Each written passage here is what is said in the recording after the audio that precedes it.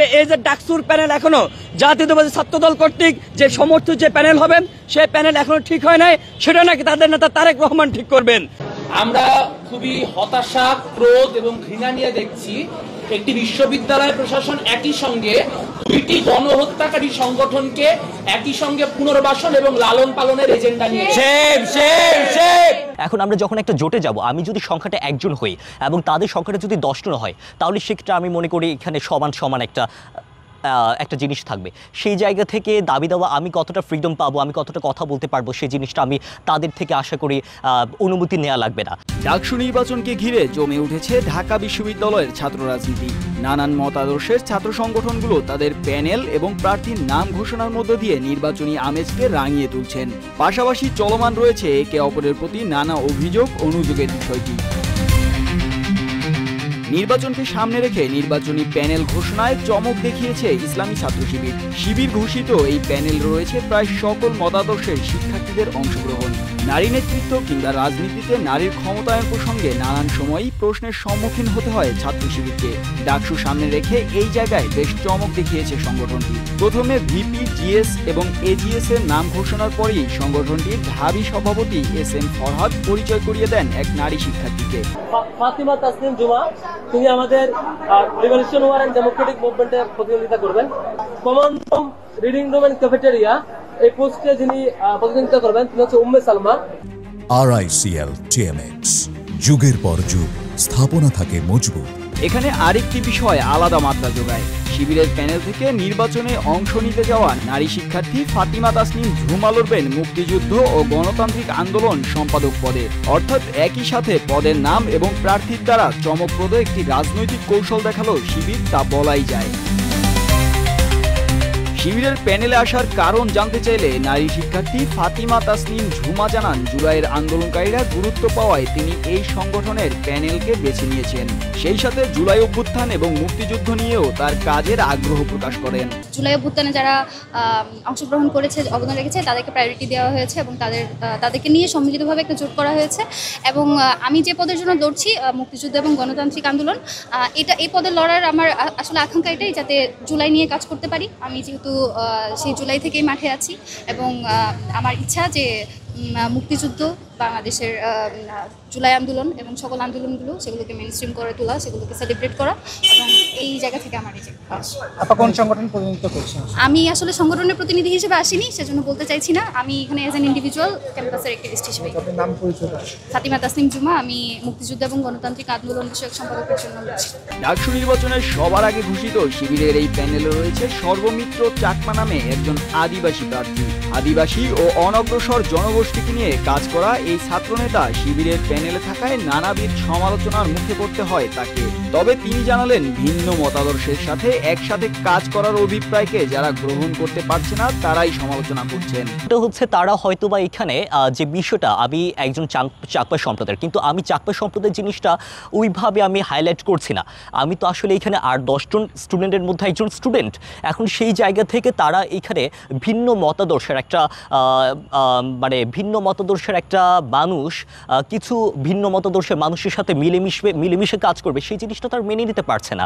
এখন সেই ব্যর্থতা তো আমার না, সেই ব্যর্থতা তাদের। ছাত্র শিবিরের যে সকল নেতৃবৃন্দ আছেন তাদের সাথে আমার যখন কথা হয়েছিল, আমি কিন্তু শিবির প্যানেলে যাইনি, এটা প্রথম কথা আমি একদম ক্লিয়ার করে দিয়েছে। হ্যাঁ, তো এখন তাদের ক্ষেত্রে আমার দাবি দেওয়া বলতে যে জিনিসটা আসলে এখানে ইকুইটির বেসিসে, এখন আমরা যখন একটা জোটে যাব, আমি যদি সংখ্যাটা একজন হই এবং তাদের সংখ্যাটা যদি 10 জন হয়, তাহলে সেক্ষেত্রে আমি মনে করি এখানে সমান সমান একটা জিনিস থাকবে। সেই জায়গা থেকে দাবি দেওয়া, আমি কতটা ফ্রিডম পাবো, আমি কতটা কথা বলতে পারবো, সেই জিনিসটা আমি তাদের থেকে আশা করি অনুমতি নেওয়া লাগবে না। আমি অতীতেও আদিবাসী, সংখ্যালঘু থেকে শুরু করে নারীদের অধিকার থেকে শুরু করে সকল বিষয়ে আমি সোচ্চার ছিলাম এবং এখন পর্যন্ত আছি। এদিকে শেখ তাসনিম আফরোজকে ভিপি এবং মেঘ মল্লার বসুকে জিএস প্রার্থী করে ঢাকা বিশ্ববিদ্যালয় কেন্দ্রীয় ছাত্র সংসদ নির্বাচনে প্যানেল ঘোষণা করেছে বাম গণতান্ত্রিক ছাত্র জোট। তাসনিম আফরোজ সর্বশেষ ডাকসু নির্বাচনে স্বতন্ত্র প্যানেল থেকে শামসুন নাহার হল সংসদের ভিপি নির্বাচিত হয়েছিলেন। আর মেঘ মোল্লার বসু ছাত্র ইউনিয়নের ঢাকা বিশ্ববিদ্যালয় শাখার সভাপতি। সাম্প্রতিক বছরগুলোতে ঢাকা বিশ্ববিদ্যালয় ক্যাম্পাসে বিভিন্ন সময় আন্দোলনে সম্মুখভাগে থেকে পরিচিত মুখ হয়ে উঠেছেন মেঘ মোল্লার বসু। তাদের প্যানেলে 11 জন নারী, 2 জন ক্ষুদ্র জাতিগোষ্ঠী ও 1 জন বিশেষ চাহিদা সম্পন্ন শিক্ষার্থী থাকবেন। তবে মেঘ মোল্লার বসু সাংবাদিকদের কাছে অভিযোগ জানান, শিবিরের প্রতি পক্ষপাতিত্ব করছে ঢাবি প্রশাসন।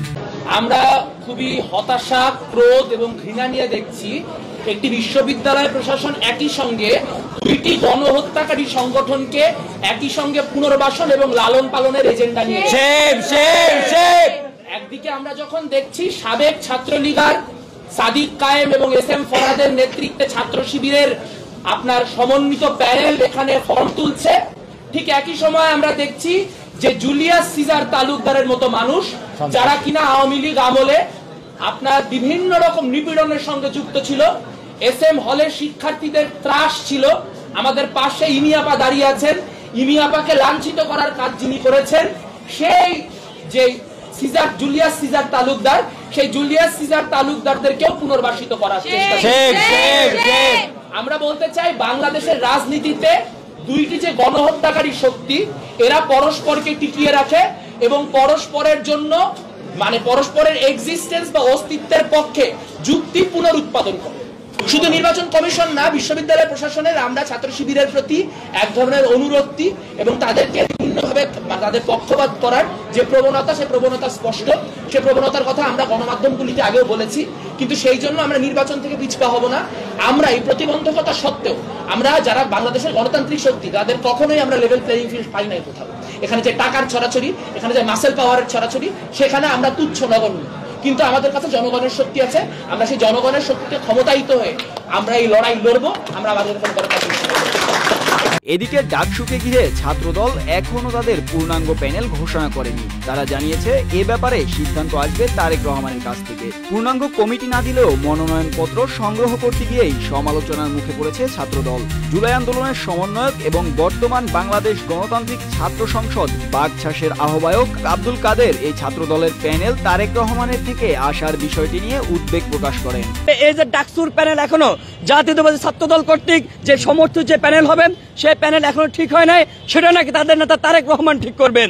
আমরা এই বিষয়কে আরো উদ্বেগের সাথে দেখি, যখন ছাত্রদলের নেতা বলে যান তারেক রহমান ঠিক করবেন, যখন আমরা দেখি যে কোনো প্রকার ক্রিয়াশীল ছাত্র সংগঠনগুলোর সাথে কোনো প্রকার আলাপ আলোচনা ব্যতীত যখন একদিন সময় হুট করে বাড়ি দেওয়া হয়, কিংবা এর পিছনে আগে যখন দেখি যে 4টার সময় অতিক্রম হয়ে গেছে কিন্তু 4:30 5টা পর্যন্ত ছাত্র দলের কিছু ব্যক্তিদেরকে মনোনয়ন শিক্ষকরা দিচ্ছেন, যখন এক্সট্রা সুবিধা দিচ্ছেন, তখন আমাদের সংখ্যার জায়গাটা আরো ঘনীভূত হয়। বন্ধুগণ, আমরা এই জায়গায় একটু উদ্বেগ জানাই যে আসলে কি হতে যাচ্ছে, আসলে লেভেল প্লেইং ফিল্ড নাই বলে যারা চিল্লাচ্ছেন তারা আসলে তারা নতুন কোনো পরিস্থিতি তৈরি করতেছেন কিনা, নতুন কোনো চক আঁকতেছেন কিনা, আমাদের প্রশাসন তাদের ভয়ে নতজানু হচ্ছেন কিনা, জুজুর ভয় তৈরি হচ্ছে কিনা, এটা আমাদের আশঙ্কার জায়গা, এটা আমাদের শঙ্কার জায়গা। আপনারা যদি কোনো জুজুর ভয় থাকেন কিংবা নিয়ম বহির্ভূত যারা কর্মকাণ্ড করতেছে তাদেরকে অবশ্যই আপনাদের যে লিপিবদ্ধ আইন আছে আইনের আওতায় আনবেন। ডাকসুতে ছাত্রদলের ইতিহাস বেশ জোরালো। দলটির নেতারা বলছেন এখনো ডাকসুতে প্যানেল ঘোষণা না করার বিষয়টি তাদের কৌশল।